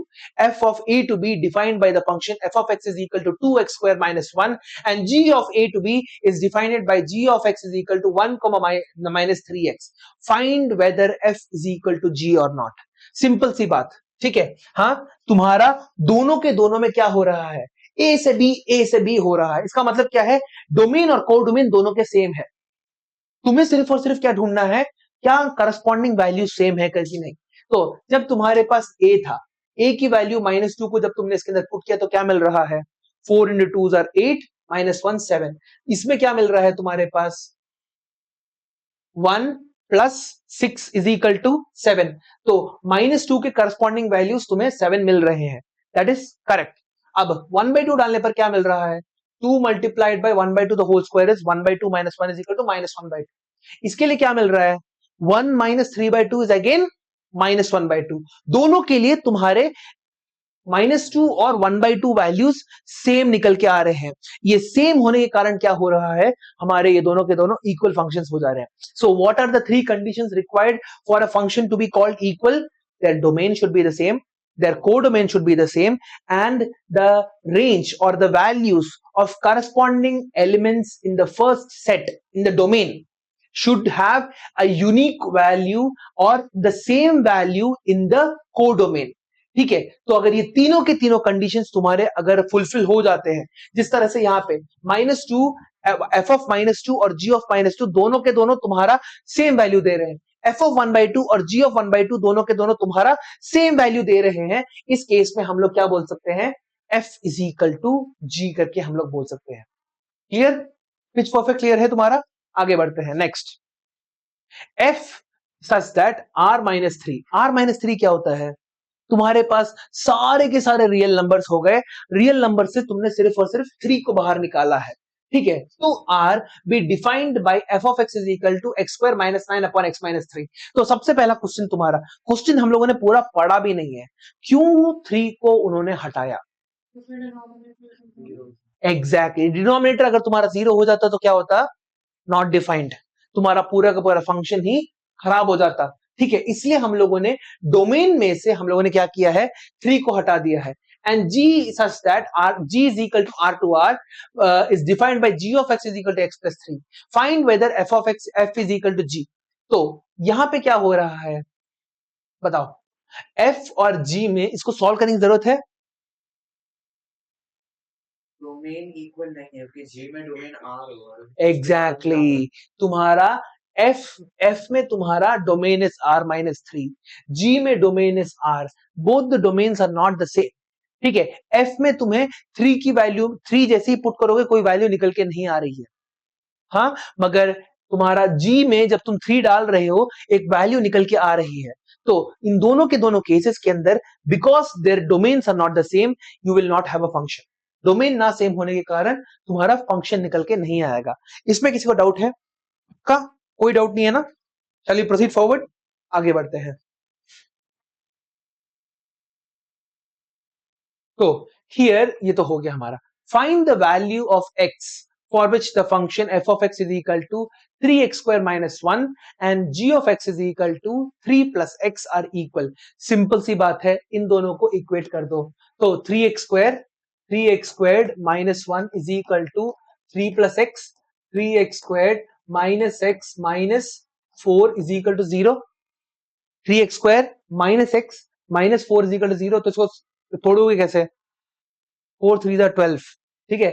3x square minus 4x plus 3x minus 4 ऐसे मिड टर्म करके तोड़ सकते हो, is equal to 0। सो 3 नहीं, x को बाहर निकालना है, x को बाहर निकाला तो क्या मिला, 3x minus 4 प्लस इन दोनों में से 1 को बाहर निकाला, 3x minus 4 is equal to 0। so 3x minus 4 into x plus 1 is equal to 0। तो x की वैल्यू क्या क्या हो सकती है, -1, 4/3। समझ में आ गया, इन दोनों वैल्यूज के लिए तुम्हारे दोनों के दोनों फंक्शंस जो है इक्वल हो जाएंगे, ठीक है। आगे समझ में आ गया, आगे बढ़ते हैं। Real functions, So a function which has either r set of real numbers or one of its subsets as its range is called a real valued function. तो इसका मतलब क्या है, तुम्हारा एक ऐसा फंक्शन जो आउटपुट में या तो रियल नंबर्स देगा, सभी के सभी रियल नंबर दे सकता है, या तो एक सबसेट ऑफ रियल नंबर दे सकता है, तो उसको हम लोग बोल देंगे रियल वैल्यूड फंक्शन। समझ में आ गया? कोई इमेजिनरी वैल्यूज तुम्हारी निकल के नहीं आ रही है तुम्हारे फंक्शन के अंदर as a value, as a range, तो हम लोग उसे क्या बोलेंगे, real valued function. For example तुम्हारा आउटपुट निकल के आ रहा है √2, इट्स रियल नंबर। तो मगर तुम्हारा अगर आउटपुट निकल के आ रहा है √2, इट्स एन इमेजिनरी नंबर। तो क्या वो दूसरा वाला जो वैल्यू मैंने बोला, will it be a real number? नहीं, it's will not be a real valued function, क्योंकि वो एक इमेजिनरी वैल्यू हो जाती है। ठीक है, आगे बढ़ते हैं। समझ में आ गया ये बात? Now, for real functions, generally, domain and codomain are infinite subsets of R. Therefore, a real function is generally described by some general formula. एक real function को हम लोग क्या कर सकते हैं, एक simple और एक generalized formula के through represent कर सकते हैं। ठीक है, clear है बात? आगे बढ़ते हैं। Now, let f be a function defined by f of x is equal to 2x plus 1 from n to n. ठीक है, n से लेके n तुम्हारा एक रियल वैल्यूड फंक्शन अगर निकल के आ रहा है, तो हम लोग उसको कैसे लिख सकते हैं, यहाँ पे x की वैल्यू, तुम्हारा फंक्शन क्या है तुम्हारे पास, हाँ 2x plus 1, अगर x की वैल्यू 1 ले तो हमारी वैल्यू क्या निकल के आ रही है 3, x की वैल्यू 2 के लिए 5, x की वैल्यू 3 के लिए 7, सभी के सभी 3, 5, 7, 9 ऐसे ऑड नंबर्स निकल के आ रहे हैं। नाउ 3, 5, 7, 9 रिया, all of them they belong to the real numbers को ही बिलोंग करते हैं। अगर रियल नंबर्स को बिलोंग कर रहे हैं तो क्या ये हो जाएगा मेरा, this will be a real valued function. Now value of a real function क्या हो जाएगा तुम्हारे पास, ये देखते हैं। If any function x is defined from f from is defined by f from a to b, then the value of the function at any point a of a will be f of a. समझ में आ गया? जैसे for example तुम्हारे को पता करना है what is the value of a function at 2, तो तुम क्या लिखोगे, f of 2। अगर तुम्हारे पास f of x दे रखा हुआ, देखो सी y is called the range, y को ही हम लोग कैसे लिखते हैं, f of x के फॉर्मेट में लिखते हैं, f of x is equal to 4x plus 7। so कैसे बोलोगे, what is the value of the function at x is equal to 2, f of 2। समझ में आ गया? what is the value of a function at x is equal to 2, that is known as value of a function। तो हमारा यहां पे क्या निकल के आ रहा है, 8 plus 7 15। ठीक है, so the value of a function at x is equal to 2 is 15। इसी को हम लोग हमारा value of a function बोलते हैं। समझ में आ गया? If f of x is equal to x square plus 2x plus 3, find the value of 1, 2 and 3। ये मैं नहीं करने वाला, क्योंकि 9th क्लास में पॉलिनोमियल्स बहुत सारे तुम लोगों ने कर रखे हैं। सिर्फ और सिर्फ x की वैल्यू 1, x की वैल्यू 2 और x की वैल्यू 3 पुट करके देखो, जो वैल्यू तुम्हारा निकल के आ रहा है दैट इज द आंसर। समझ में आ गया? क्लियर है? आगे बढ़ते हैं, नेक्स्ट देखो, नेक्स्ट क्या है तुम्हारे पास, हाँ, if f of 1 plus x is equal to x square plus 1, then find the value of f of 2 minus h। ये ऐसा क्वेश्चन तुम्हारा कल आ सकता है। ठीक है, ऐसे क्वेश्चंस बहुत ज्यादा इंपॉर्टेंट होते हैं। Now f of 1 plus x is equal to x square plus 1 दे रखा हुआ है। नाउ हमें क्या करना है, इस x के टर्म को, अगर डाउट है फिर से पूछ लेना इसको, ठीक है, x के टर्म को हम लोगों को h के टर्म्स में लिखना है। we want to write x के terms in terms of h, so we know that f of x is equal to f of 1 plus x is equal to x square plus 1, ये हमें पता है, we know this, we know what this means। now हम लोग क्या कर रहे हैं, on substituting x is equal to 1 minus h in equation 1, हमें क्या मिलेगा, हाँ बताओ, on substituting x is equal to 1 minus h, 1 minus h को अगर मैं इक्वेशन 1 में डाल दूं तो मेरे को क्या मिलेगा, 1 plus 1 minus h, 1 plus 1 minus h is equal to 2 minus h मिल रहा है। तो यही चीज मेरे को यहां पे भी करना पड़ेगा, x की जगह मैं क्या लिखूंगा, 1 minus h, तो यहां पे क्या मिल जाएगा, 1 minus h the whole square plus 1, है ना? हाँ कि ना? देखो यहां पे explain to even easier, f of 1 plus x is equal to x square plus 1. We have to work in this constraint. इसी कंस्ट्रेंट पे हमें काम करना है, तो हमें एफ ऑफ 2 माइनस एच चाहिए. तो कौन सी वैल्यू ऑफ एक्स के लिए मेरे को 2 माइनस एच मिलेगा? हाँ, कौन सी वैल्यू ऑफ एक्स के लिए मेरे को 2 माइनस एच मिलेगा? दोनों को इक्वेट करके देख लो क्या मिल रहा है. 1 plus x is equal to 2 minus h. 1 plus x is equal to 2 minus h है तुम्हारे पास, तो एक्स की वैल्यू क्या हो जाएगी?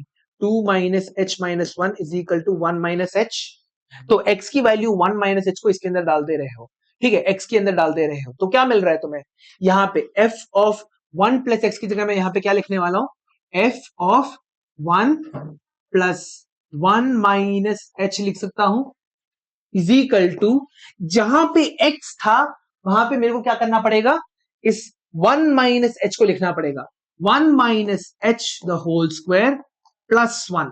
ठीक है, क्योंकि हम लोगों ने सिर्फ और सिर्फ x को 1 माइनस एच से रिप्लेस कर रखा है, तो हमारा जो यहां पे एक्स स्क्वायर प्लस 1 है, इसके x को भी 1 माइनस एच से रिप्लेस करना पड़ेगा. तो मिलेगा क्या हमें? 1 square minus 2h plus H square plus 1 लिख सकता हूं मैं यहां पे. सो क्या मिल जाएगा final answer?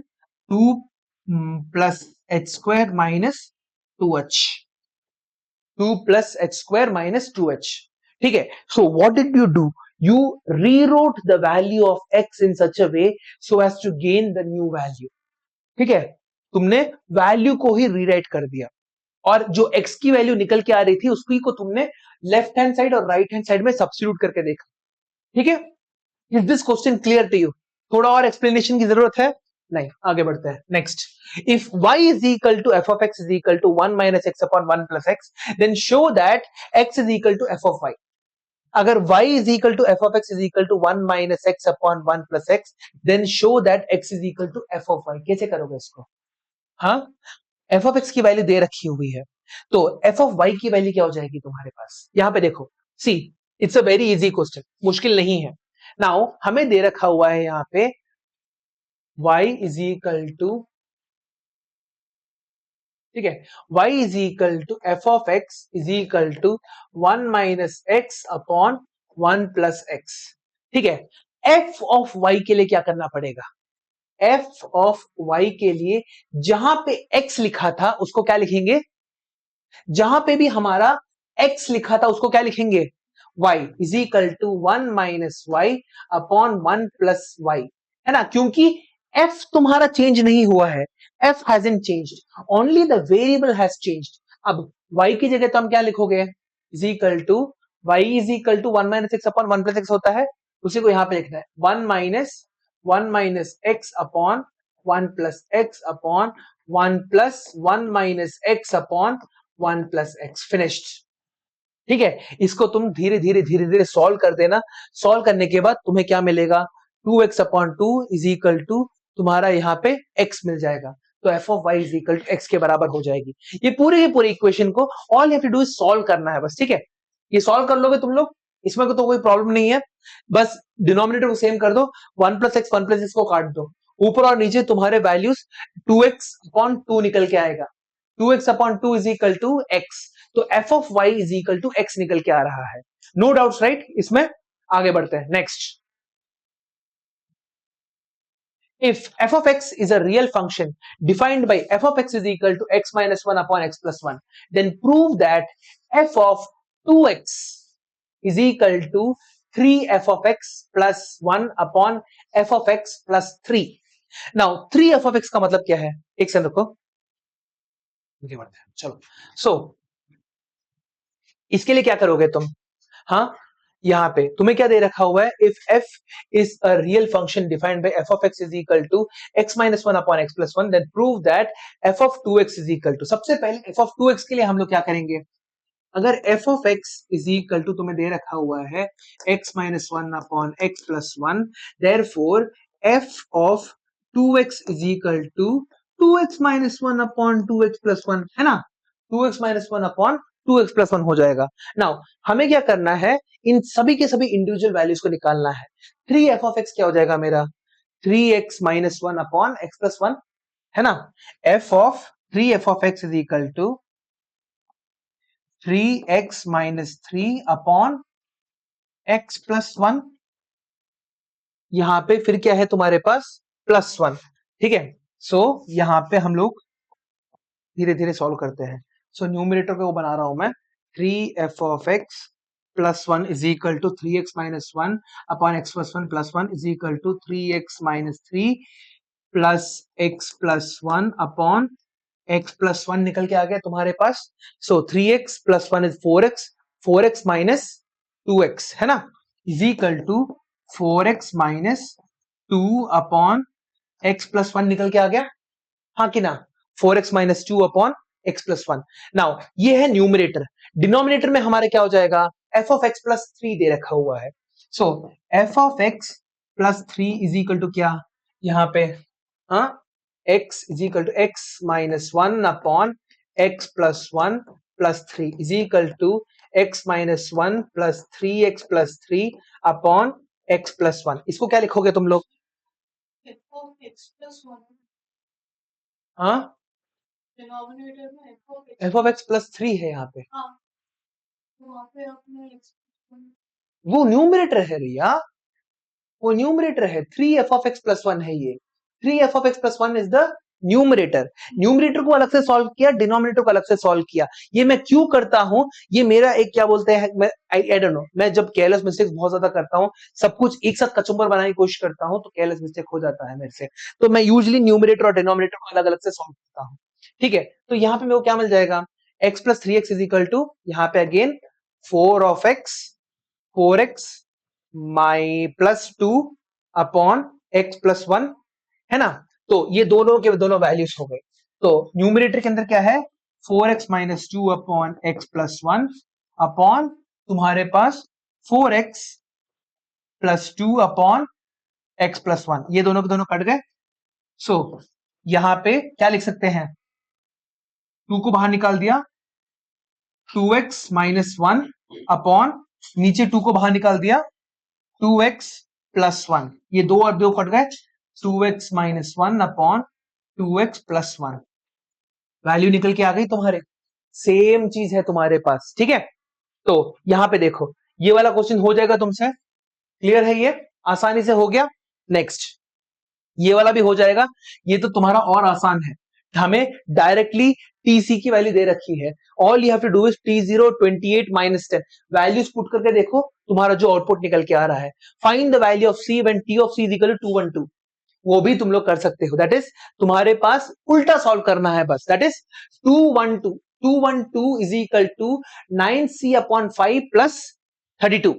So 212 minus 32 the whole multiplied by 5 divided by 9, answer आ जाएगा तुम्हारे पास। देखो see 212 will be equal to 9c upon 5 plus 32 हो जाएगा। Now 212 minus 32 is equal to 9c upon 5. So 212 minus 32 into 5 divided by 9 is equal to c. यही solve करना है तुम्हें और कुछ नहीं, ठीक है। इसको भी एक बार खुद से अटेम्प्ट करके देख लेना, इट्स वेरी इजी। आगे बढ़ते हैं, ओके। कुछ बचा था क्या नहीं पीछे वाले में, सारे क्वेश्चंस ही थे ना, ठीक है। The domain of a real function. As we know that the real function are generally described by providing the general formula for finding the image of elements of its domain. In such cases, the domain of a real function f of x is the set of all those real numbers for which the expression f of x or the formula of for f of x assumes only real values. इसलिए जब भी denominator में zero आता है, जब भी root के अंदर नेगेटिव आता है, जब भी तुम्हारा नीचे प्लस माइनस करते वक्त तुम्हारा गलती से जीरो हो जाता है, उन सबको हम लोग एलिमिनेट कर देते हैं, because they take our domain from the real value to the imaginary value, ठीक है। तो इसलिए हम उन सबको क्या बोलते हैं, हटा देते हैं, ठीक है. Now in other words we can say that the domain of f of x is the set of all those real numbers for which f of x is meaningful. meaningful values जहां जहां पे आ रही है वो हमारे क्या कहलाते हैं, डोमेन कहलाते हैं. Now working rule for finding the domain simple है. सबसे पहले क्या करना है, first put the denominator value equal to 0. जो जिस वैल्यू ऑफ x के लिए तुम्हारा डिनोमिनेटर 0 आ रहा है उसको भगा दो, एलिमिनेट कर दो. दूसरा, the value of the variable obtained in step 1 are the values at which the rational function is not defined. Then omit the set of those values from R to get the required domain. Finished. समझ में आ गया. Denominator जहां पे भी negative हो, जैसे for example इसका डोमेन निकालना है तो हमें ऊपर वाला सॉल्व करने की जरूरत नहीं है.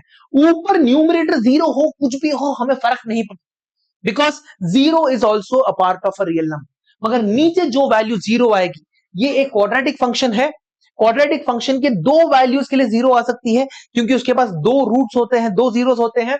तो उसको सॉल्व करके क्या मिलेगा, x square minus 5x plus 4. इसको मैं क्या लिख सकता हूं, x square minus 4x minus x plus 4 लिख सकता हूं इज इक्वल टू 0. स्प्लिट करना आता है ना तुम लोगों को मिडिल टर्म को? हाँ प्रिया, स्पर्श, ठीक है. x को बाहर निकाल दिया, x माइनस 4, माइनस 1 को बाहर निकाल दिया, x minus 4 is equal to 0. तो x minus 4 x minus 1 equals 0. तो x की वैल्यू अगर 4 हो या x की वैल्यू तुम्हारी 1 हो, दोनों के लिए तुम्हारा जो फाइनल वैल्यू है वो क्या हो रहा है, इट इज बिकमिंग 0. 0 होने के कारण हम लोग उन दोनों को हटा देते हैं.